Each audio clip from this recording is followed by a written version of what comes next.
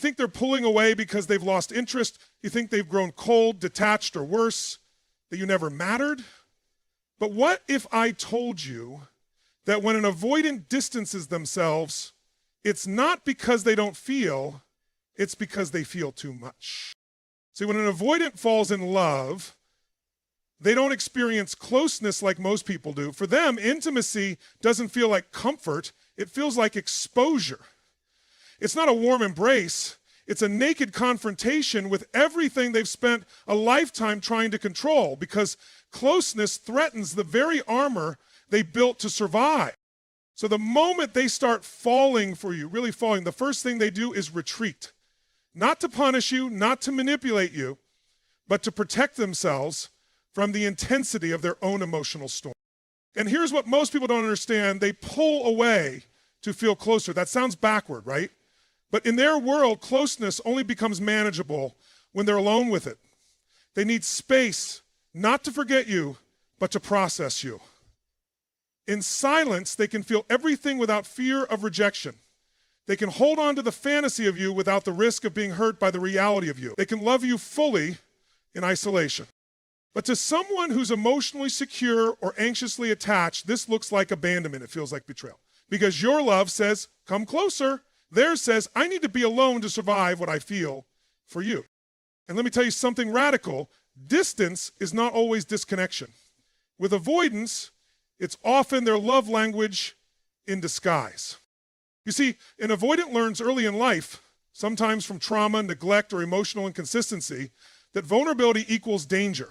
Emotional closeness meant chaos, shame, or rejection. So they adapted. They became self-sufficient, hyper-independent. And now, as adults, when someone shows them genuine love, it awakens a part of them they buried long ago, and that awakening terrifies them. So when they pull back after you get close, it's not always because you did something wrong. Sometimes it's because you did something right. You touched a nerve. You reached a part of them no one has touched before, and that part isn't ready, not because it doesn't want to be, but because it doesn't know how to be. This is why so many people misread avoidant behavior. They confuse fear for apathy. They confuse self-protection for selfishness. But underneath that silence is a roaring storm of feeling. Underneath that cool exterior is someone fighting a battle between wanting to love and fearing the cost of loving. When an avoidant starts to feel real connection, it destabilizes the identity they built for survival. Their identity says, I don't need anyone. But love says, you matter to me. And that creates internal chaos. That chaos, that's love breaking through the mask. Now, I'm not saying this means you should tolerate neglect or wait forever, no. But I am saying if you're dealing with an avoidant who pulls away, you need to stop asking, why are they doing this to me? And start asking, what are they experiencing within themselves? Because their withdrawal isn't rejection, it's regulation. It's how they manage emotional intensity. It's not punishment, it's panic. A panic rooted in past wounds, fear of engulfment, and terror of losing the self in love. So when they disappear, understand, they might not be running from you, they might be running from the overwhelming truth that you're the first person they've actually wanted to stay for, and they're not sure who they become when they allow that. That's the paradox of the avoidant in love. The more they care, the more they run. Not to leave you behind, but to find a version of themselves strong enough to love you without falling apart. Because for an avoidant, love isn't a gentle process. It's a psychological earthquake. And if they've pulled away, it may not mean it's the end. It might mean it's just beginning. And their soul is preparing for something it never thought it deserved. Real, lasting intimacy. So the next time silence arrives, don't assume they've disappeared forever. Sometimes silence means, I feel too much to speak, but I'm still holding you in every breath. Let that truth shift your mindset. Because when you understand that emotional distance might be love in disguise, you stop chasing and start observing. You stop doubting yourself and start trusting the energy. And that right there is where your power begins. You need to understand something critical about avoidance. Their silence isn't empty, and their distance isn't always absence. When an avoidant is in love, you won't always see it in words, gestures, or declarations. You'll see it in their obsession. But it's a private obsession. It lives in the shadows. It thrives in fantasy, not in physical presence. And here's where it gets wild. They often feel closer to you when you're not around. Why? Because reality is unpredictable, vulnerable, and out of their control. But in their mind, they own the narrative. They can feel you, desire you, replay memories of you without risking rejection, without having to deal with the terrifying unpredictability of real emotional intimacy. It's safer to love you in imagination than to face you in person and risk feeling exposed. They will reread old messages, not once, 10 times, 100 times. They'll scroll through your photos, analyze your tone, decode your every emoji, not because they're emotionally immature, but because they're emotionally overwhelmed. The mind of an avoidant in love becomes a mental shrine to the person they're afraid to confront emotionally. And while you may be crying because they haven't texted, they're sitting in silence, thinking about what they wish they could say, but feel emotionally paralyzed to express. It's not that they don't want you. It's that they want you so deeply, it frightens them. Fantasy becomes their refuge. In fantasy, they can be close to you without the fear of engulfment. In fantasy, they can love without losing control. That's what makes avoidant love so invisible, yet so intense. You see, fantasy is the playground of the avoidant psyche. It's where they feel safest because they control the script. They imagine the perfect response, the perfect version of themselves, the perfect outcome. Real life doesn't give them that. Real connection asks them to risk. And to someone who's built their entire emotional survival strategy around not needing others, risking emotional dependency feels like death. That's why many people are fooled. They say, if he loved me, he would have fought for me. He would have reached out. He would have shown up. And in a secure world, that's true. But with avoidance, love isn't expressed through pursuit. It's buried in avoidance. They don't run because they don't care. They run because they care too much. And they don't know how to process the intensity without shutting down. Now here's the paradox. Even though they're not reaching out, they're still deeply emotionally invested. You live in their head more than you realize. They'll stalk your socials, check your stories, revisit your profile just to feel connected to your energy. All while making it look like you're the furthest thing from their mind. They're not ghosting you because they've moved on. They're ghosting because love for them doesn't look like connection. It looks like panic. You may never know how many times they picked up the phone to call you and then put it down. How many unsent drafts they typed. How many dreams they've had where you were still beside them. They live in that space. The almost, the what if, the someday. And for an avoidant, someday is safer than today. Because someday doesn't ask them to change. Someday lets them love you without the fear of being consumed by that love. And if you think that's weakness, you're missing the deeper truth.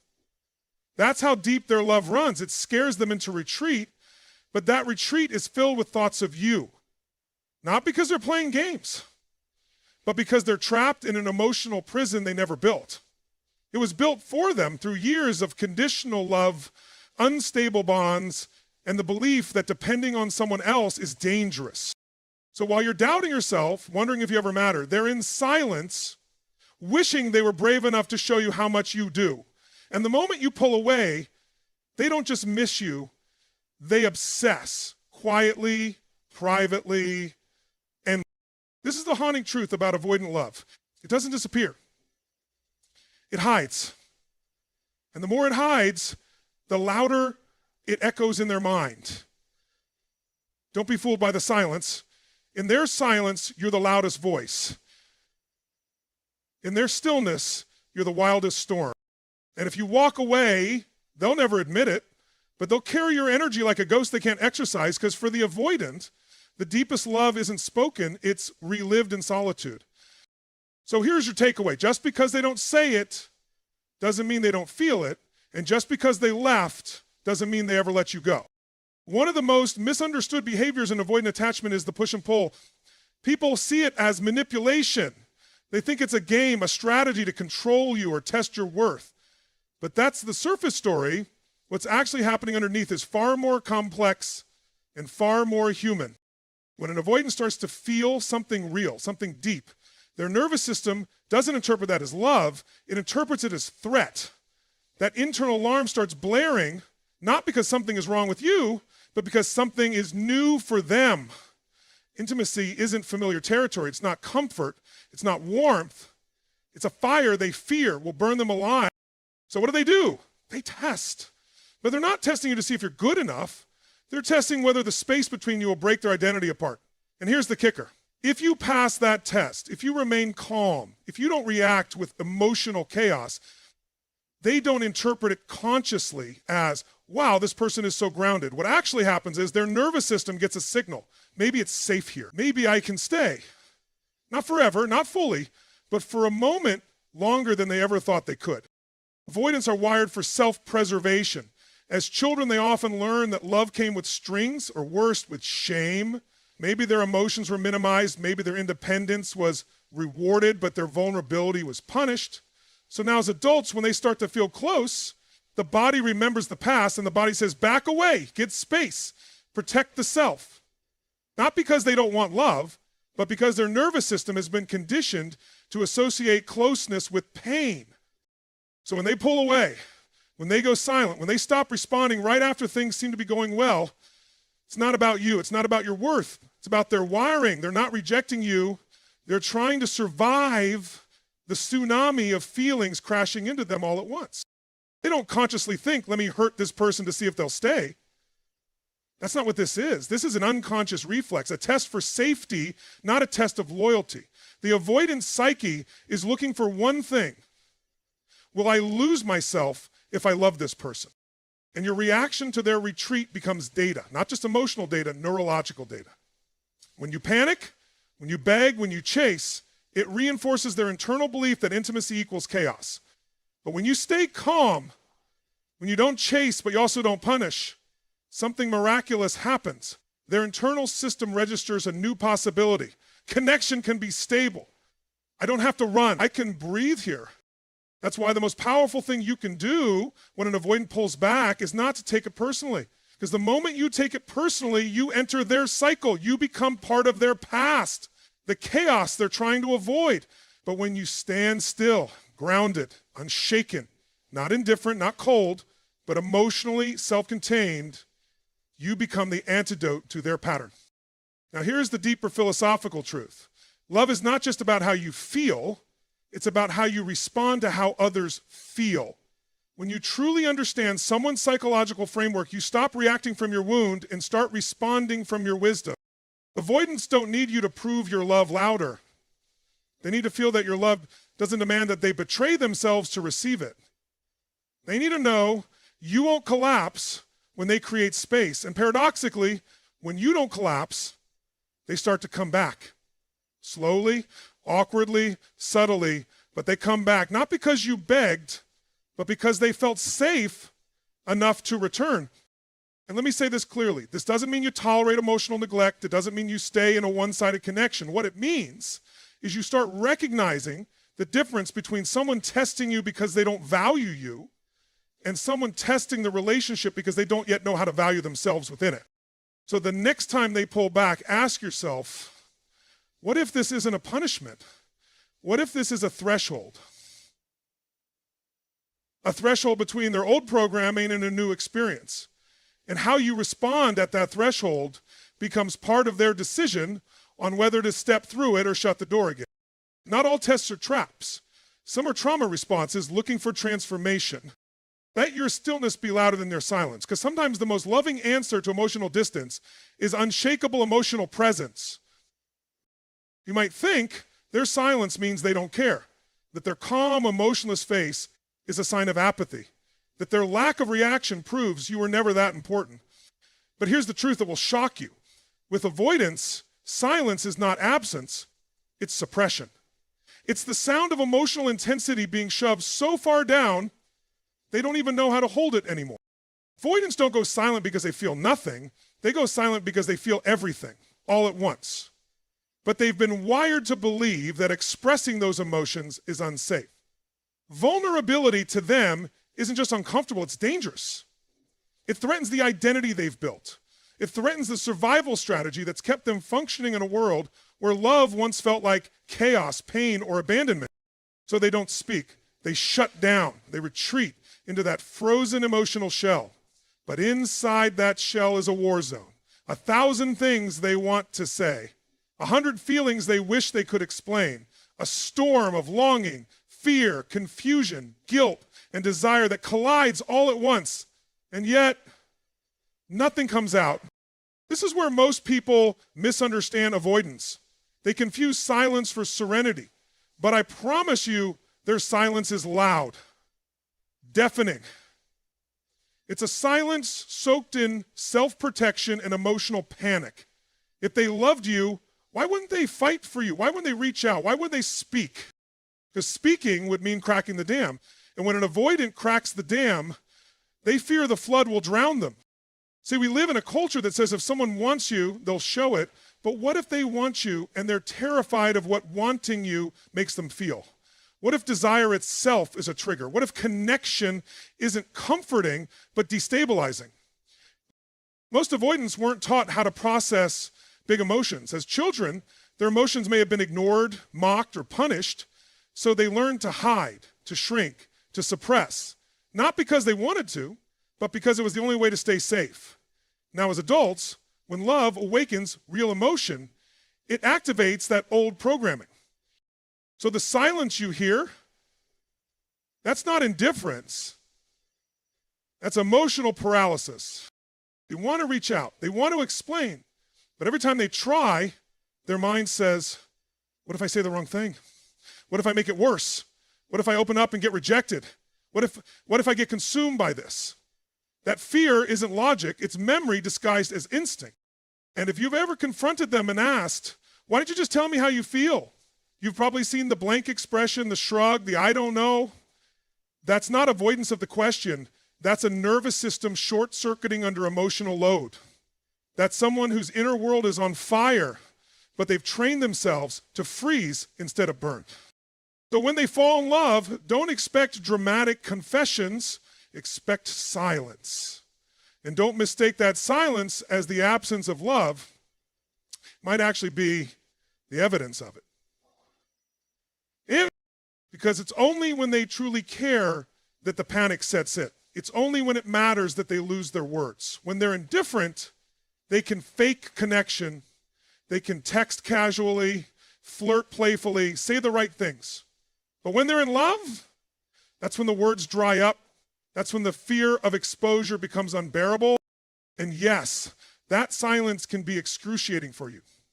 It can feel like abandonment, like you were left without closure, without truth, without any signal that what you had was real. But I want you to hear this clearly. Their silence is not always your failure. Sometimes it's the echo of their emotional immaturity screaming in a language they were never taught to translate. So what do you do with that? You stop trying to drag the truth out of them. You stop needing them to validate what you already felt. You start seeing their silence, not as rejection, but as a reflection of their internal battle. And you remind yourself that love isn't always loud. Sometimes it hides behind the fear of not being enough or being too much. Sometimes the person who says nothing is the one who's feeling the most. And in that stillness, where you expected a response but received only silence, you may have missed the truth that love doesn't always arrive with words. Sometimes it arrives with a breaking heart that's just too afraid to make a sound. So don't let their silence make you doubt your value. Let it remind you how deep love can run, even in the ones too wounded to speak it. You want to know if they still care. If the avoidant person you once knew still thinks about you. But here's what you need to understand. Avoidants don't love out loud. They love in shadows. And when they're in love, one of the clearest signs isn't what they say to you, it's how closely they watch you from a distance. They're not going to show up at your door or pour their heart out in a grand romantic gesture. That's not how their wiring works. Instead, they'll scroll through your stories 10 times. They'll analyze every caption, every like, every shift in tone. They'll replay your voice in their mind like a song they can't stop listening to, not because they're playing games, but because that's how they maintain connection while avoiding the emotional risks that closeness demands. See, real-time intimacy feels too raw for them. It's exposure, it's unpredictability, it's emotional quicksand. But watching you from afar, that feels safe. That gives them just enough proximity to feel your energy without the terror of losing control. And for the avoidant, control is everything. They grew up needing to self-regulate because no one taught them how to co-regulate. So now love doesn't feel like safety. It feels like a threat to their independence, their balance, even their sense of identity. So when they're in love, they don't disappear. Not truly. They just become invisible in plain sight. They're the ones watching your every move in silence. They'll skip over everyone else's posts, but not yours. They'll find ways to stay connected without being visible. It's subtle, it's quiet, but it's obsessive. And if you've ever wondered why someone who ghosted you still watches every story, still engages with your energy, still lingers around your digital world, that's not confusion, that's unspoken attachment. They can't talk to you because talking feels too vulnerable, but they can observe, they can track you, they can monitor from a safe distance, because that gives them a sense of closeness without having to deal with the fear of emotional overwhelm. And this is where most people misinterpret avoidant behavior. They assume if he cared, he'd say something.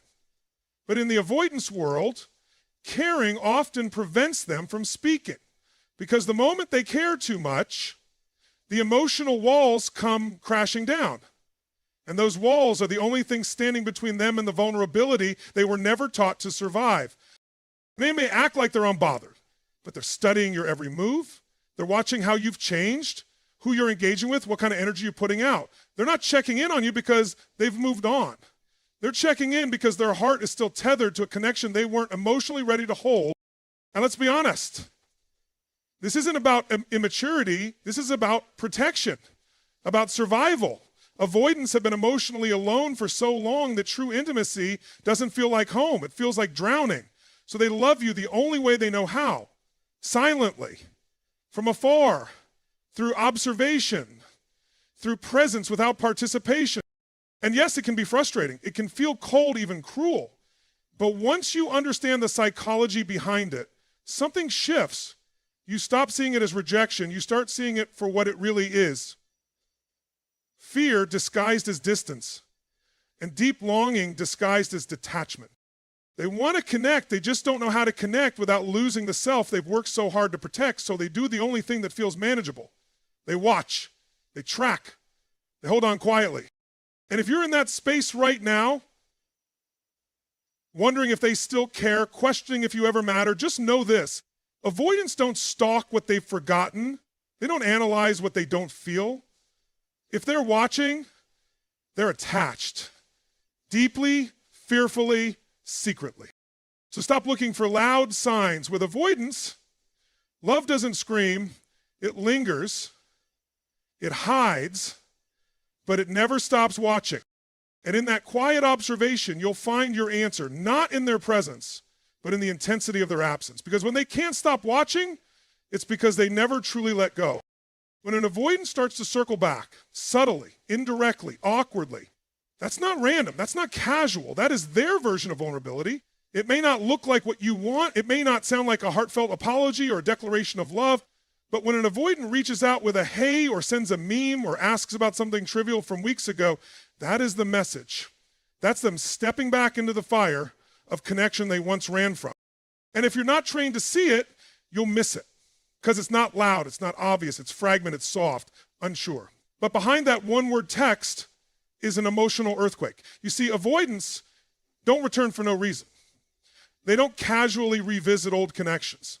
If they come back, it's because something inside of them hasn't healed, and you are tied to that wound. Avoidants don't fall in love and forget, they suppress, they avoid, they distract. But the emotional tie lingers, and here's what people don't understand. The avoidant doesn't return because they're bored, they return because the silence became unbearable. The fantasy they used to rely on of being fine without you begins to collapse. That illusion of self-sufficiency starts to crumble. And eventually, they have to peek back in to see if the door is still cracked open. Now here's where it gets deep. The return is never straightforward. Because even when they're back, they're still afraid. Afraid of being engulfed, afraid of being vulnerable, afraid of saying too much and needing too much. So instead of coming clean, they test. They reach out in small, safe ways. Not because they don't care, but because they care so much, they have to feel the temperature of your energy before stepping into the room. They might say, I was just thinking about you, or I saw something that reminded me of you. But what they really mean is, I never stopped thinking about you. I never stopped wondering what if. I never stopped feeling everything I never had the courage to express. And if you dismiss that message as meaningless, you'll miss the fact that this is the closest they've come to begging for reconnection, for relief, for redemption. Avoidants don't beg with words, they beg with presence. Subtle, scattered, but deeply intentional. And that's why it's so important to not interpret their subtle return with a shallow lens. This isn't a game. This isn't breadcrumbing in the manipulative sense. This is emotional limitation. It's the best they can do when love still feels like danger, even when they crave it. Let's be honest, avoidants are deeply emotional people living in emotional exile, and when they finally get the courage to reach out, they're not looking for drama. They're not looking for a fight. They're looking for a safe landing, a space where they won't be punished for running, a space where they won't be asked to collapse into someone else's emotional world. They want connection, but on terms that don't cost them their autonomy. And that's the paradox you must navigate. If you respond with resentment, they'll retreat, not because you're wrong, but because you confirmed their fear that love always ends in punishment. But if you respond with clarity and strength, not by tolerating the same cycles, but by holding firm boundaries with emotional maturity, they experience something rare.